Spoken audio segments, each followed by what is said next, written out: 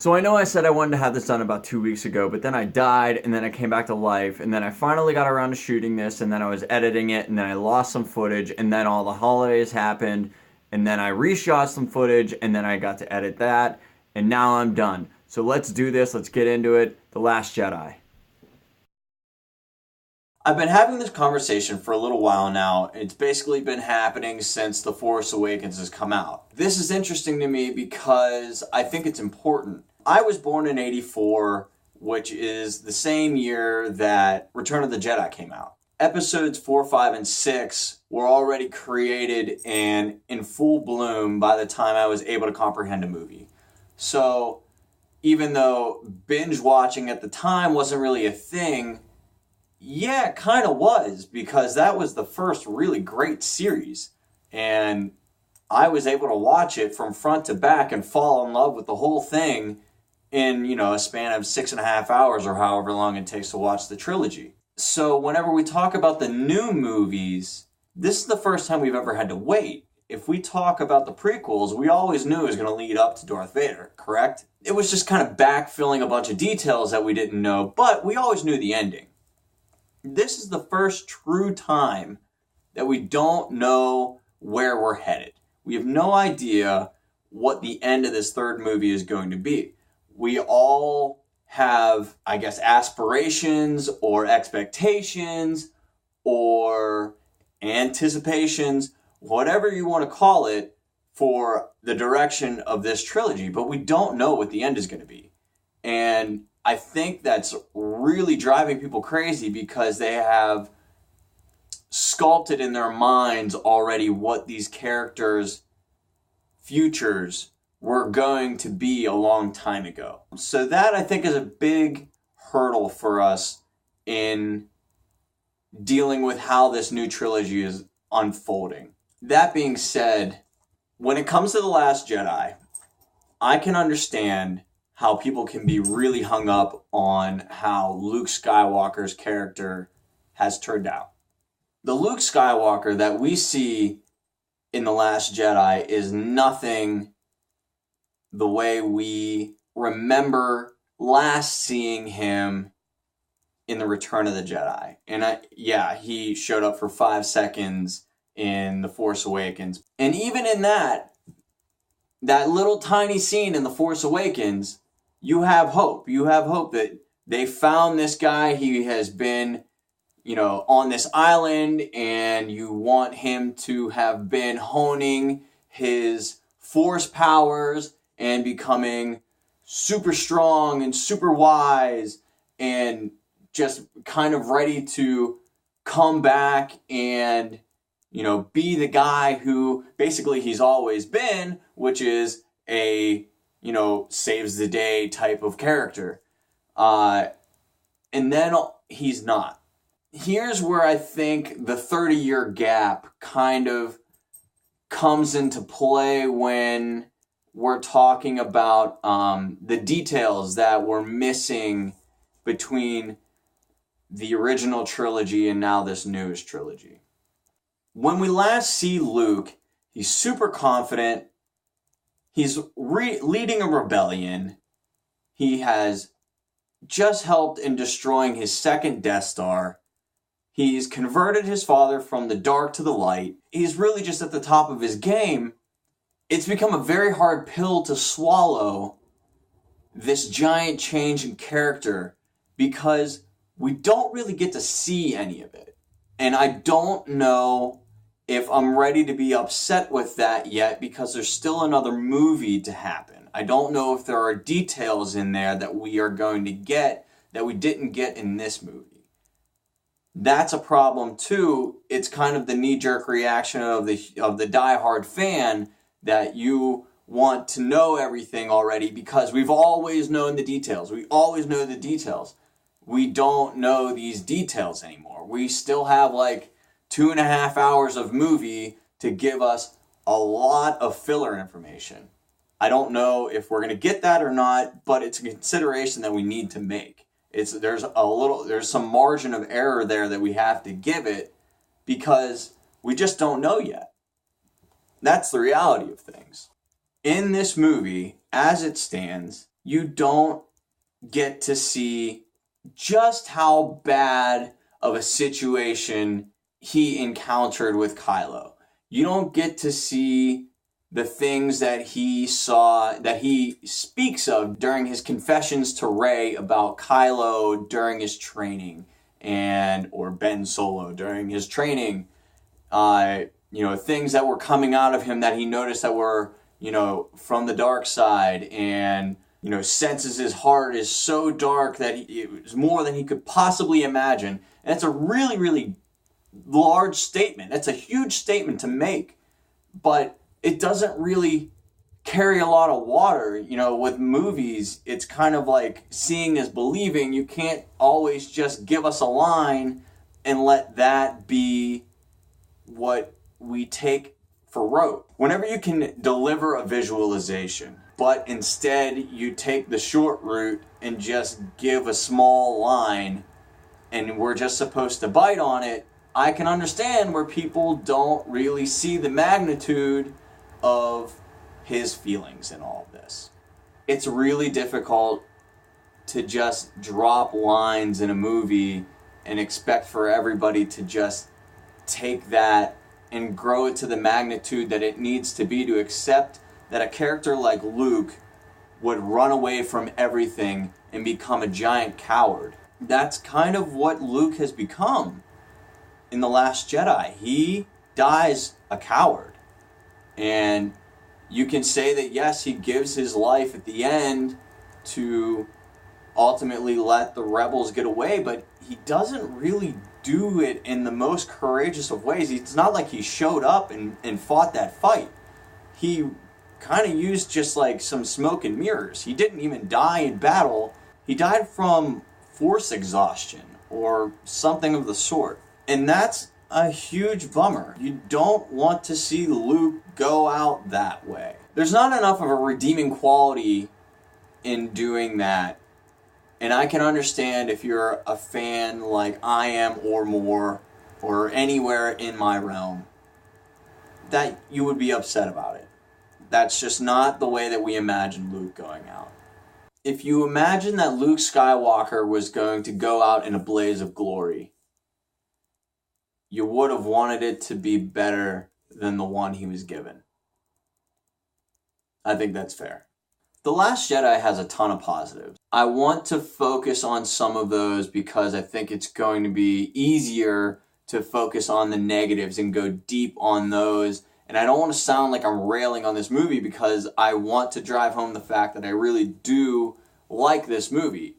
In the end, this is an entertaining and extremely watchable movie. Basically everything that happens in space during The Last Jedi is incredible.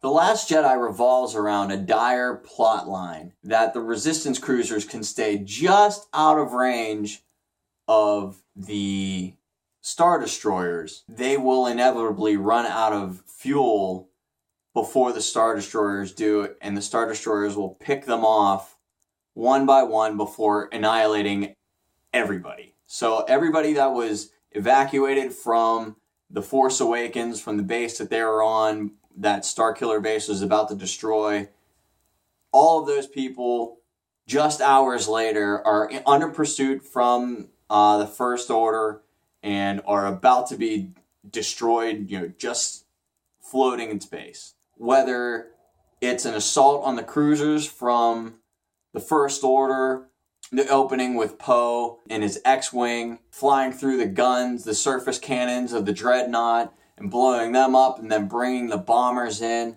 I mean, you name it. Laura Dern turning around the cruiser at the end, turning it into a missile basically by sending the cruiser into hyperspace and blasting through every single Star Destroyer that was in front of her, and Snoke's ship.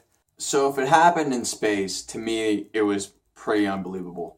The Battle of the Praetorian Guards was amazing in general. What was awesome to me, and it's interesting that this hasn't really been done, considering in the prequels they tried to get multiple Jedi on screen a lot, in combat together. But not so much are they ever really in coordination with each other. And you start to see a lot of back-to-back fighting with Rey and Kylo. Just a lot of awareness of whether or not one was in a compromised situation and what the other could do to free them up and bring them back into the battle. It was really, really good.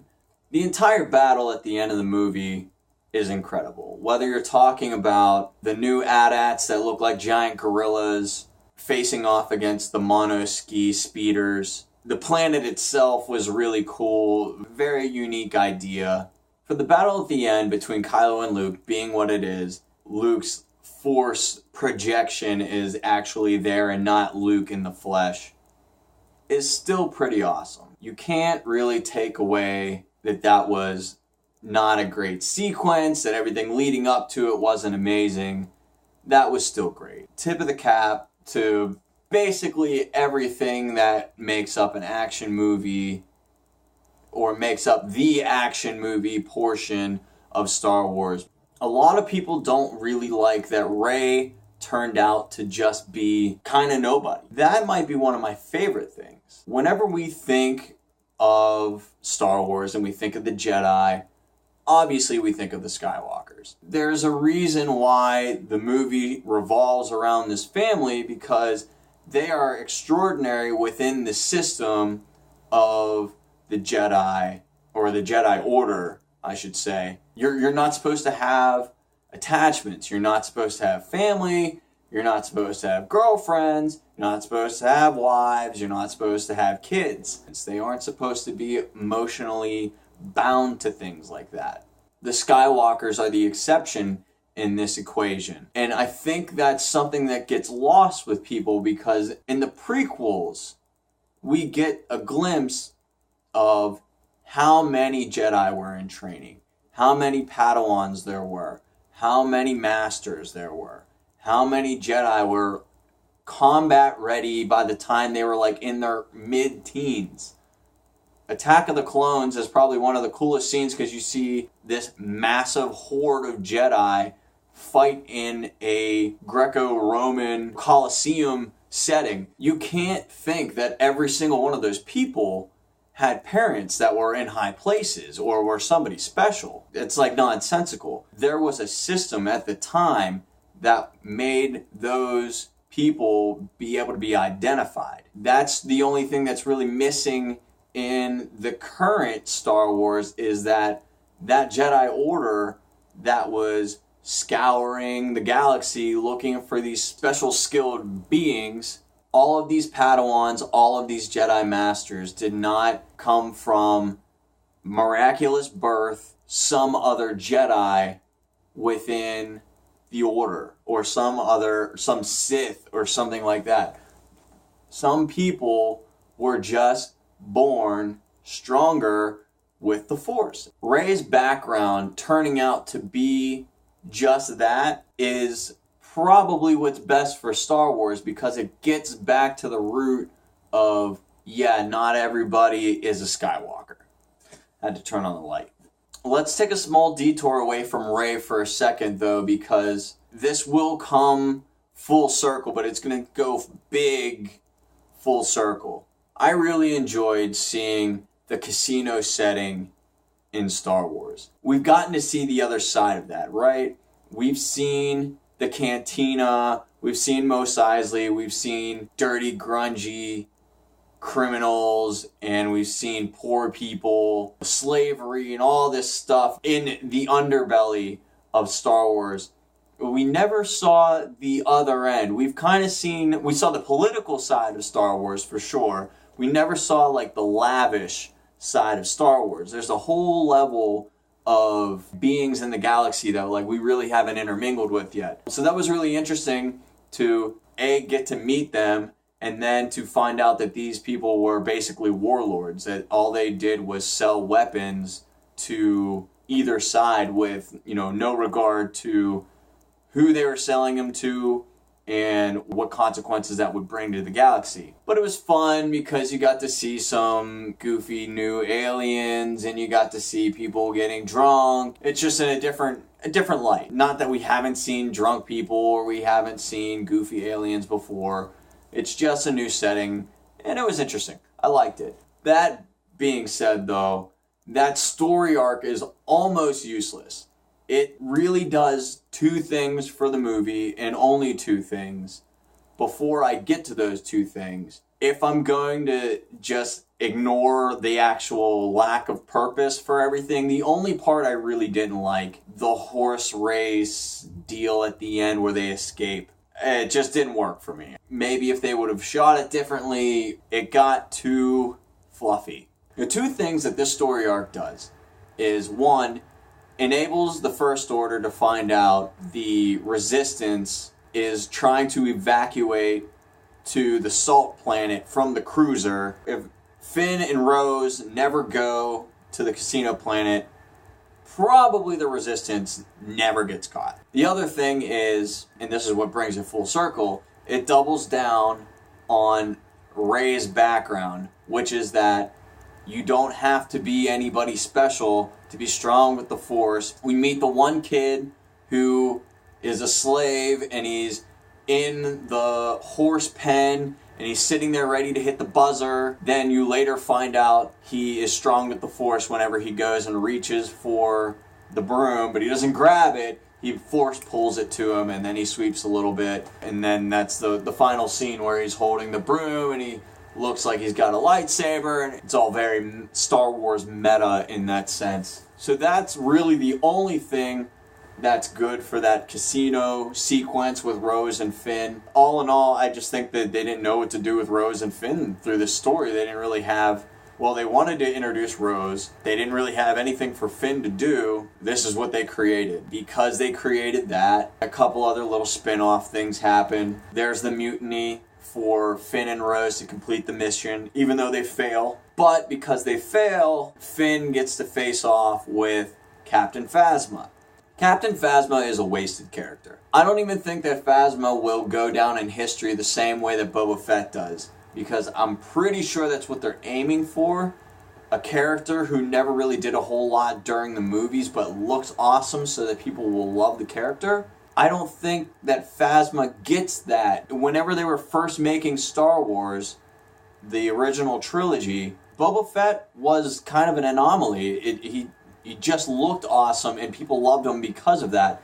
And there was fanfare that built, out of nowhere. They didn't angle for this guy to be as popular as he is. He just got that way on accident. Phasma is not. That's not an accident. That's somebody that they created. It's kind of a bummer because they really built her up to be so strong, especially that first scene in The Force Awakens where you see her and Kylo raid the village. They have the troops everywhere, and they have everybody rounded up, and it really looks like they can be a force to be reckoned with together. And then they don't do anything else, and that kind of sucks. You wish that there was more there. You wish that that character got a little bit more of a nod. The floor fell out from underneath her, and she dropped into oblivion. So I assume she's gone, right? She's dead, correct? R.I.P. Captain Phasma, I guess. Another gigantic character that kind of parallels the fake hype and build-up of Captain Phasma is Supreme Leader Snoke. Again, this is one of those things where I'm not sure. There's still one more movie left, and I know that there is time to double back and give some context. Are we going to get it? I'm hesitant to say yes. Snoke goes down pretty easily in this movie. And it's one of those things where you kind of see it coming pretty clearly. He's telling Rey everything that can't happen to him, and it's basically happening. Like, I can read Kylo's mind. He can't do anything without my knowing. I'm watching him right now aim the lightsaber at you. He turns, he's going to turn it on and strike true, and down goes his enemy. And of course, he turns the lightsaber that was sitting next to Snoke on his seat. The lightsaber comes out, goes straight through his side, and then he force pulls it, cuts his torso in half, it drops to the ground. That's pretty awesome. But that's the end of Snoke. The weird thing is, everybody was so afraid of this guy. He is the most powerful person in the galaxy, on top of having the most powerful position in the galaxy, with top to bottom body full of battle scars. There are questions galore of where this dude came from, how he got into power, what the hell happened to him that he got all of these scars. And mind you, we don't know how his interactions with Kylo started.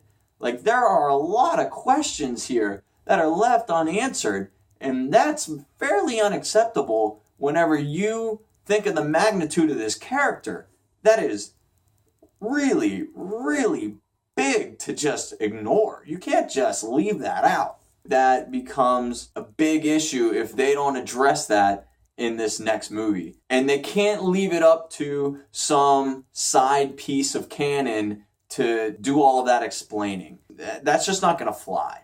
There are two things in The Last Jedi that I don't mind were in the movie. I do mind, however, how they looked and how they were done. One's a little heavier than the other. When Princess Leia dies, then, gets awoken in the middle of space and kind of clicks into the Force autopilot and floats on back in to the cruiser, puts her hand on the glass, and they bring her in. That concept I don't hate. What I really dislike about it is how it looked. When I see Leia wake up and put out her hand and just glide back in, it was this really pathetic mix of Harry Potter mashed up with Peter Pan and those terrible guide cables that they use on a really low budget play. It looked bad. It was done poorly. Like, again, I don't think it was awful that they went with that concept. I think it could have looked better. This also complicates things. I might have this argument even if Carrie Fisher hadn't died in real life. That was a fairly strong scene. Kylo is in pursuit of the cruiser. He's about to blow up the cockpit. He knows that his mom is in there, and you see him flip on torpedoes, and then he takes his thumb off the button, and he can't take the shot. But he's in attack formation with two other fighters. They blow up the cockpit. She was going to die. That is pretty powerful. It kind of says something about his character. It gives some substance to her because she's in the cockpit knowing that this assault is happening, led by her son, and she's about to die. Even if it's not by torpedoes coming directly from his fighter, but this is an assault that he is leading. She is going to be killed by him. I think that's a very heavy plot line to have included in this story arc. He was able to pull the trigger on his father. There's some complication in there. Yes, he kills her. He doesn't directly kill her. There's a complex story arc in there. Someone who is so easily able to kill his father, hesitates to kill his mother. In the end, she's killed regardless. Even though he knew it was probably hopeless for her anyways, he still wasn't able to be the one to pull the trigger.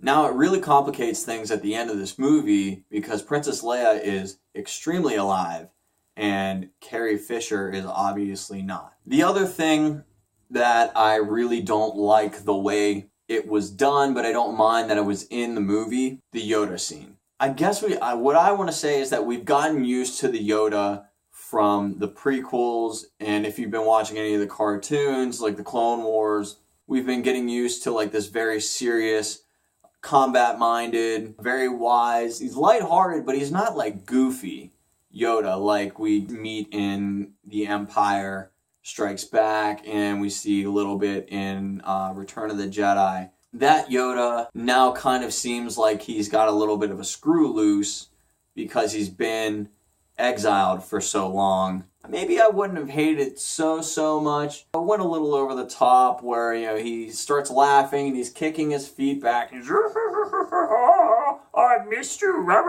It was just a little much. The scene itself, though, is really important, that it drives home a really good point. You can never stop learning. So I'm glad it was there. I just don't like exactly the way that it was executed. And there's also some question on the whole lightning bolt. And my buddy Alex brought this up to me, so shout out to him for bringing that up. It introduces a little bit of a weird concept that a Force ghost can now manipulate the actual physical world. If Yoda was able to strike down a tree with a lightning bolt, why wouldn't the Force ghost just pop up all over the galaxy and just mess up all the evil things in the galaxy? Why wouldn't he just show up to where Kylo's sleeping one night, shoot a lightning bolt down on him, and boom, that's the end of it? I don't think that was very well thought out. I also don't know how many people will catch on to that right away. Probably a lot more now after seeing this than if I hadn't had said it. So, Alex, you've probably started something. As far as the ancillary things that have been introduced in The Last Jedi, the caretakers for the island, I actually kind of liked them. I thought they were kind of funny. I've got nothing wrong with the Porgs. I would say the only time that they went overboard with them just a little bit was when the one smashes up against the windshield of the Millennium Falcon. But other than that, I thought that they used them fairly sparingly. The Ice Foxes on the Salt Planet, I was cool with that. They were really there for like a split second. There wasn't a huge focus on them. Let's pivot real quick and talk about Poe Dameron for a second. In the original trilogy, the best fighter for the rebellion was supposed to be far and away Wedge Antilles. And you don't really get a lot of that because, of course, most of the focus was on Luke and his comeuppance with the Force and becoming a Jedi, and also, you know, his large claim that he is also a very good pilot. Now with Poe Dameron, we have an actual fighter pilot who I assume at this point is not a Force user. He is just a skilled pilot. Not only is Poe an actual skilled pilot, the franchise is definitely going out of its way to show us his skill in action in a way that they really have only shown, I think, Anakin. Obviously, the original trilogies didn't have the technology to show X-Wings and small fighters doing the same type of stunt work that we have now with the visual effects that we have today. Alongside of being a great pilot, it seems like Star Wars is passing the torch for its humor onto Poe. I don't really have any strong feelings about this one way or the other. It's at least consistent. In both movies, they open it up with Poe basically being a smartass to somebody in the First Order. In The Force Awakens, he's talking to Kylo. Do you talk first? Do I talk first? I can't hear you with all that apparatus on your face.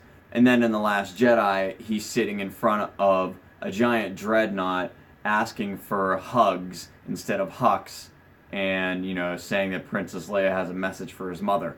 So it's consistent. There's at least that much. I don't know if I love it, but Star Wars humor has always been pretty corny and campy, and I guess this is basically version 2.0 of that humor.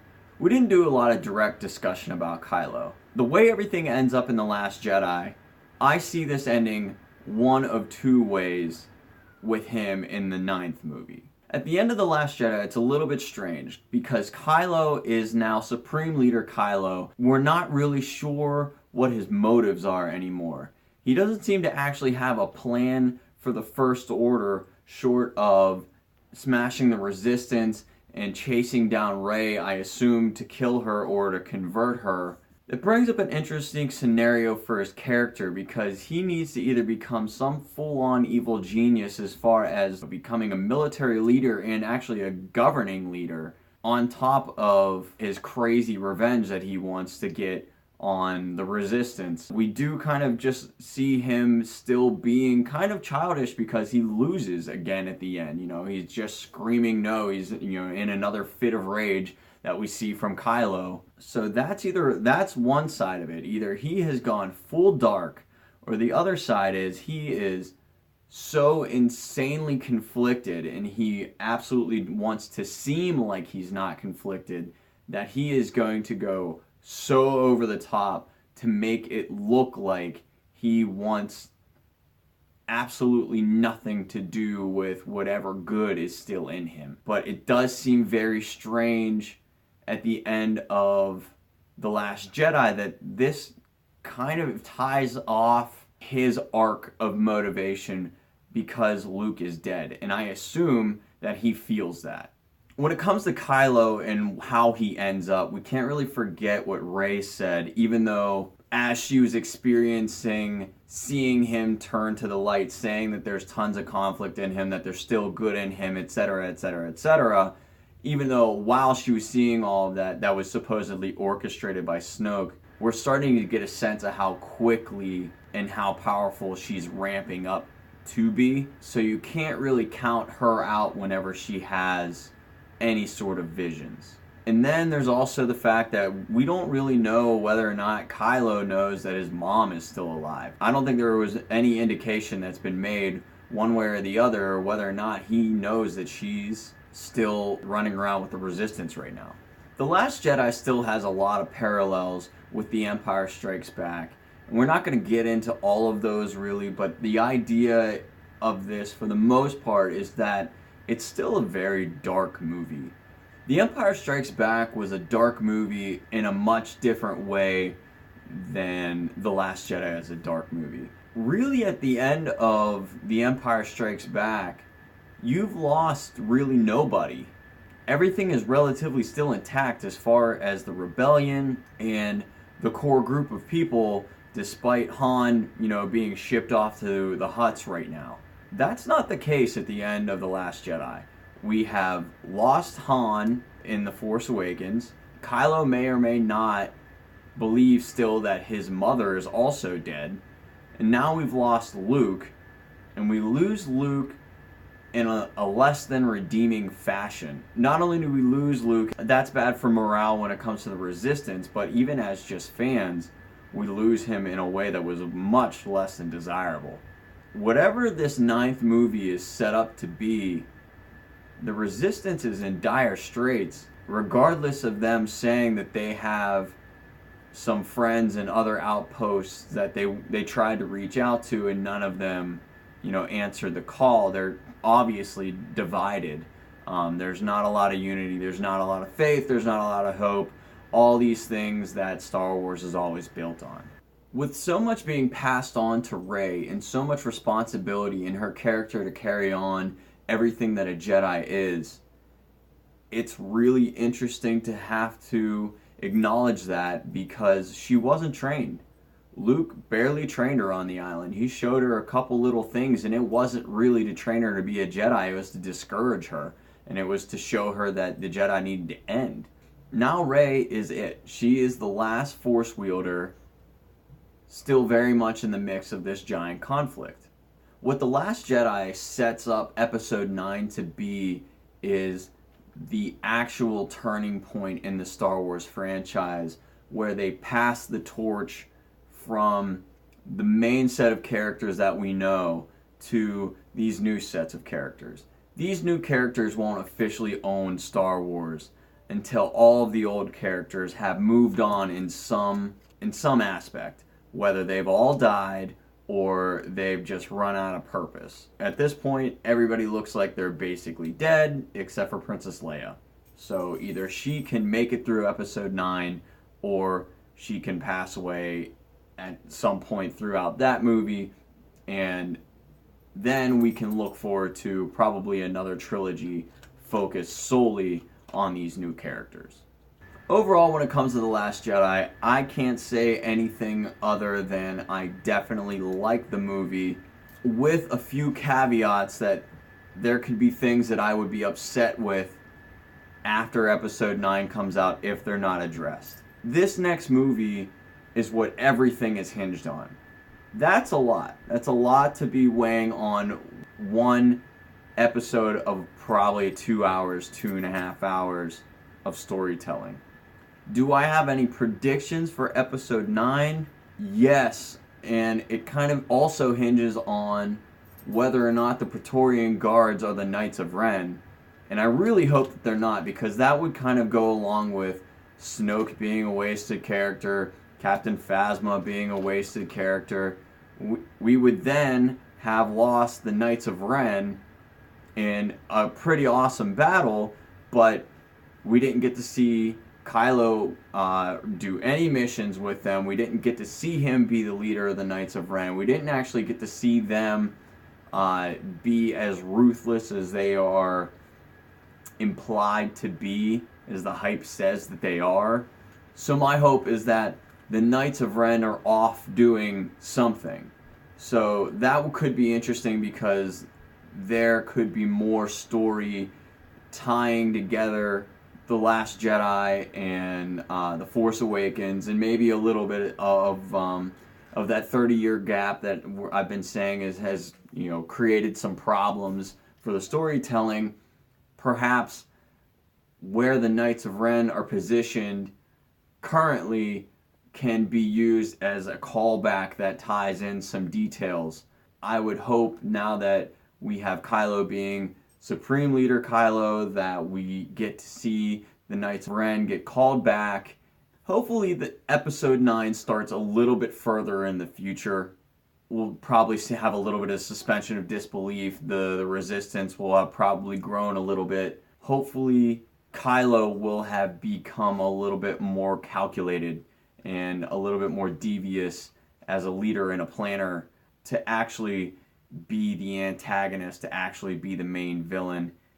He's really got to step up his game, because where Snoke was, and somebody like the Emperor, he currently doesn't have somebody like Darth Vader had, which obviously was the Emperor. He doesn't have somebody like that pulling all the strings. It's now him pulling all the strings. So we need to see Kylo mature as a villain a little bit. But hopefully we get to see him in the Knights of Ren in action. I truly hope that he kind of just stays all evil. I'd like to see that spin off in some crazy direction, where we see some big bad be brought up from nothing. Maybe he recruits somebody. I think that that's the direction that I would like to see it go in, and then he would be the last piece that kind of ties together the leftover characters. He's the last of the Solos, so then we can kind of be done with the Skywalkers, done with the Solos, and we move on to this new chapter of Star Wars characters that I was talking about earlier. So if I have a prediction of what I want Episode 9 to be, I think it is to kind of shed all of its skin, if you will, of everything that's old Star Wars, and we really start to move in this path of everything new. As far as people's feelings about it right now, at this point I would hope that you've seen it more than once. If you haven't, I really urge you to do it. Let yourself see the things that you don't like again. Give yourself another experience of this entire movie. Really flesh out if you didn't like the movie, or that this movie took you by surprise in a way that you felt was unpleasant, and that's what you don't like, because that's what I figured out I didn't like. In the end, I am super bummed out that Luke turns out the way that he does. What I will be okay with is if they do it justice, in the sense that they describe how he was able to reach his breaking point. They need to be able to deliver it to me in a way where I can see how extreme the circumstance was. Why he just disappeared to an island to die. Why there was really no full redemption at the end. So that's basically my review. I think I hit on everything that I wanted to for the most part. If I wasn't clear, or I was too vague or too general on another topic, or I missed something altogether, definitely hit up the comments. I'll talk about this until I'm blue in the face. We have some time until Episode 9. We haven't seen anything about the new Han Solo movie. We have some things that we can really dig into if we want to do that. I wanted to get this out there. I think that these are good talking points. I think it's good food for thought.